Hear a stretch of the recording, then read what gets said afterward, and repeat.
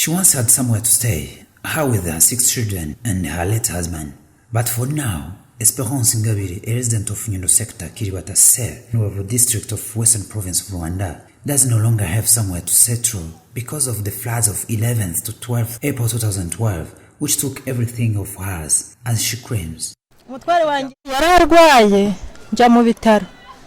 Ndetse mu bitaro baza kuntelefona ko amazi gatembanye mu rugo. My husband was sick and I have gone to the hospital in Gisenyi. After arriving in the hospital, they called me on the telephone telling me that waters have swept everything of ours. I told them to do all they can in order to get the kids out for me. They didn't take anything else from there except those kids. Still looking after my husband at the hospital, passed away in that moment, and we've come with his body, but in only this ruined house. We immediately have gone to bury him at 6 p.m. I had an accident of waters of Sebeya, and my husband died yesterday. I am now wandering to nowhere, having 6 children, and I don't have anywhere else to put them. I'm now begging to the government to help me. If you are willing, you can help me. In her area, she was not the only one to be affected, because only in 2 months, 17 people's lives had been already claimed by the heavy rains that occasioned Ada and Rimedo frost.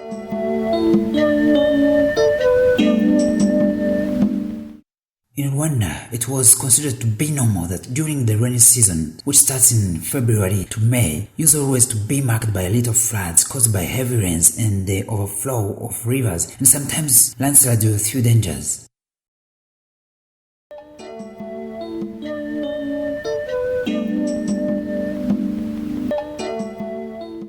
But the year 2012 had been a special year in the matter of being marked by much floods and landslides in almost all parts of the country than ever in the history of Rwanda.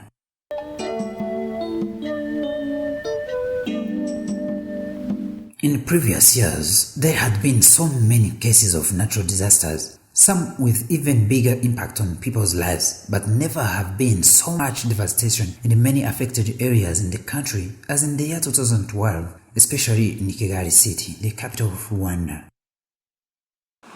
The heavy rains that occurred in the vast part of the western province this first half of the year 2012 has caused rivers to overflow their lift, and for that reason some villages experienced floods that devastated all the activities in that region.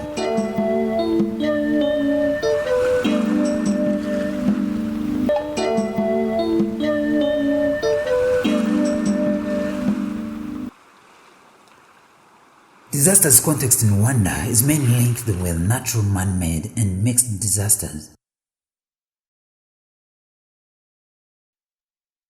The factor which mentions that some disasters are man-made is that the river Sebeya, which caused the floods recently in Rubavu district, has been doing so for years, originating the cause from construction activities of rehabilitating the road Rubavu-Musanze that took place 3 years before.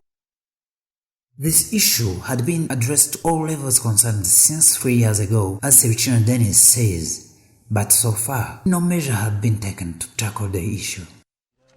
This problem of flood, a disaster that you see, it has now been 3 years that we made it known to the readers. We even wrote a letter that we sent to district level, and it has reached to the ministerial level, where they told us that they are going to search for a sustainable solution which could not harm the population. We had called them because of a bridge that was built by Strabag while they were rehabilitating the road Gisenyi-Ruhengeri. We showed to Strabag that they are exposing us to risk by deviating water into people's places, but they didn't want to listen until this time that a disaster happened.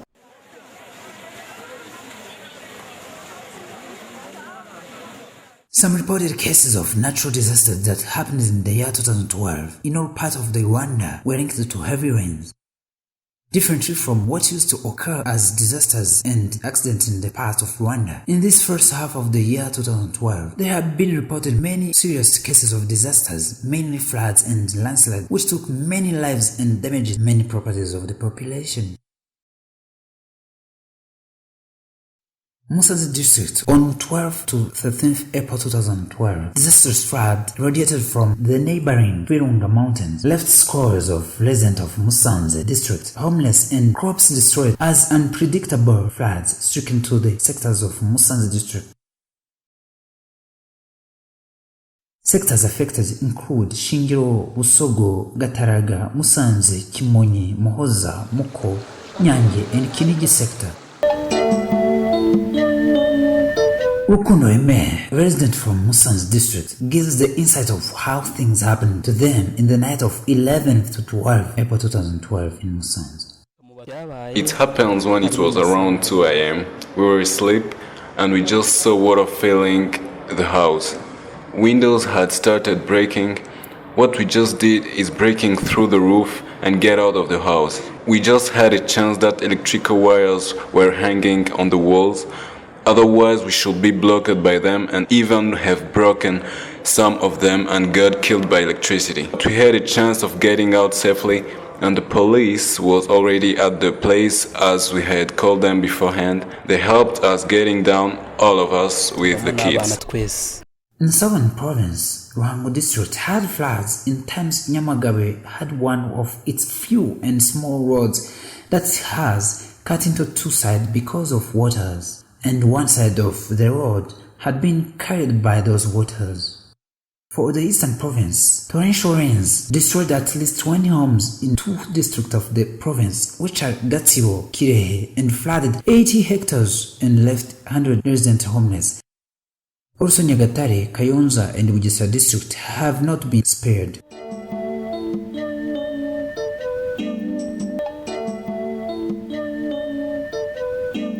As for Kigali city, the most vulnerable floods area was known to be Nyabugogo Plain, which is also known to be an area holding many economic activities than all others in Kigali.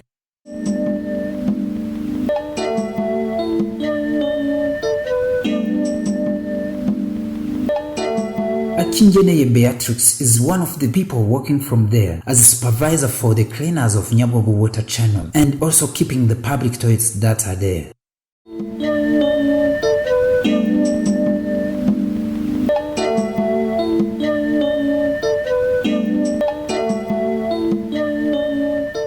The 45-year-old Akingeneye had been working from there for 8 years. She gives what are the reason of flooding in Nyabugogo area and proposes a solution for that.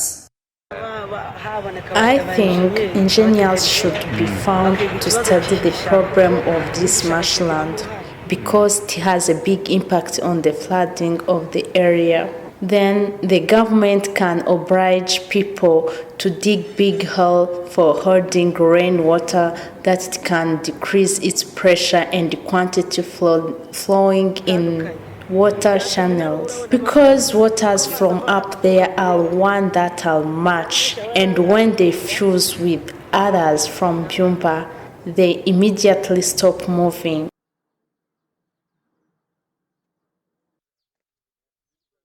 Kicukiro district had encountered also a case of disasters where the road that connects Masaka sector to the rest of the city was flooded and that stopped some activities. Some residents of Masaka had been much concerned about the flood in their region as they were very much affected by the fact that the road had been blocked by stagnant waters. Usabimana Vestine is president of an agricultural cooperative Abunzu Bumwe in the marshland of Marine. She says that they are now facing a lot of challenges caused by the flood in Masaka sector.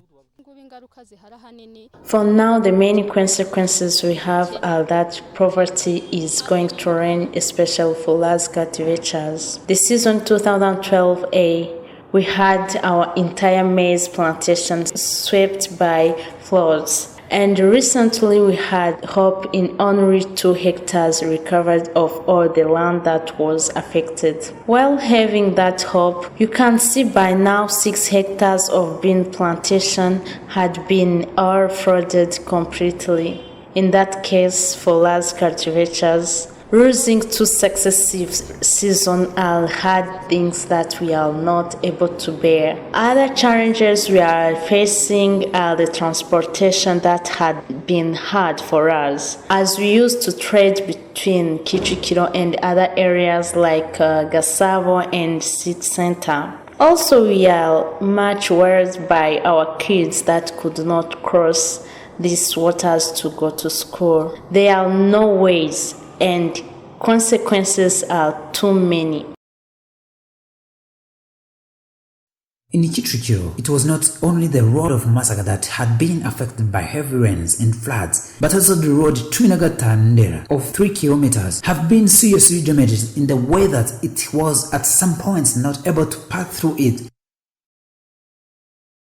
The mayor of district promised some action to be taken so that the road can be restored. Basing on that, the Prime Minister promised to restore it.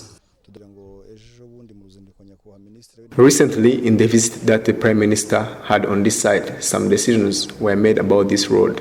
The first decision taken was that this road must be restored very soon, with the help from the engineering regiment of the military forces in collaboration with the city of Kigali. They have to make it raceable.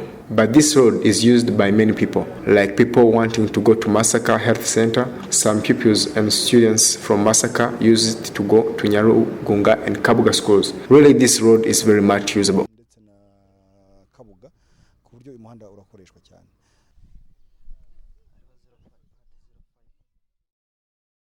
The Rwandan government has shown so much interest in knowing what was going on and helping those affected by floods this year, which is why the government paid a visit to the affected areas in the date of Saturday, the 14th April 2012.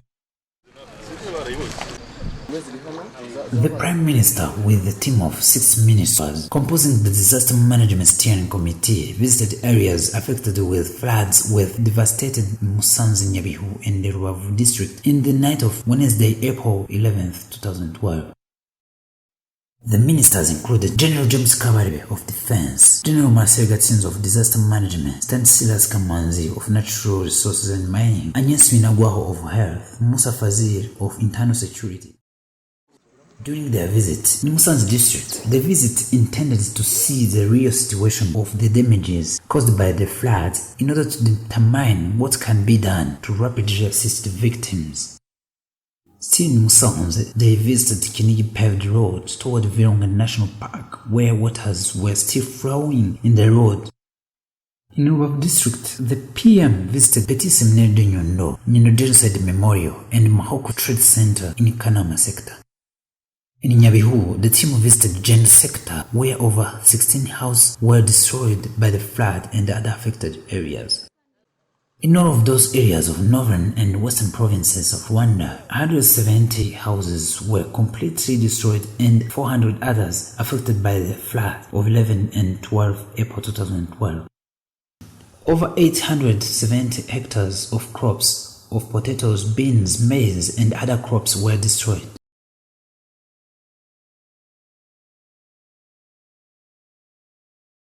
After the visit by the ministers, the minister in charge of disaster management made some promises to help affected people and also to take some actions in planning for the future so that it could not happen anymore. Guverinoma ubwo yahagurutse ikaza kubasura ikaza kureba ikibazo uko kimeze kugira ngo. You see, the government itself has come to visit the victims of floods and to have a look on how the problem is so that it can search for and make decisions of solving it.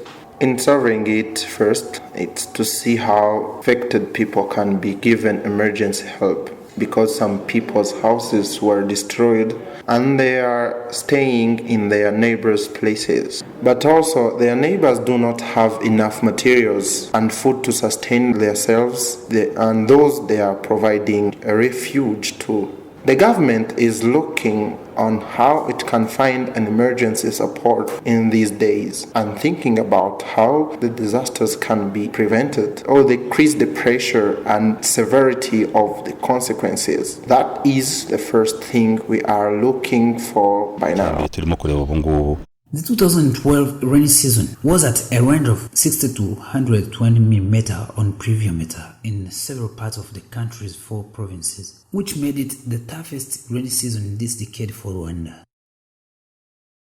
According to the national weather station based in Kigali, it is believed that if it continues raining like this in the future, some roads and bridges will no longer be usable anymore, for they will be swept away by water. In those, one can cite Nyabarongo Bridge, which always used to be affected by the flooded Nyabarongo River during the rainy seasons. But despite the concerns people could have and unanswered questions that may remain in their mind, what is important is doing whatever it requires to prevent disaster's effects on people, all in the mood of shaping a brighter future for Rwanda without deaths by flood or any kind of disaster.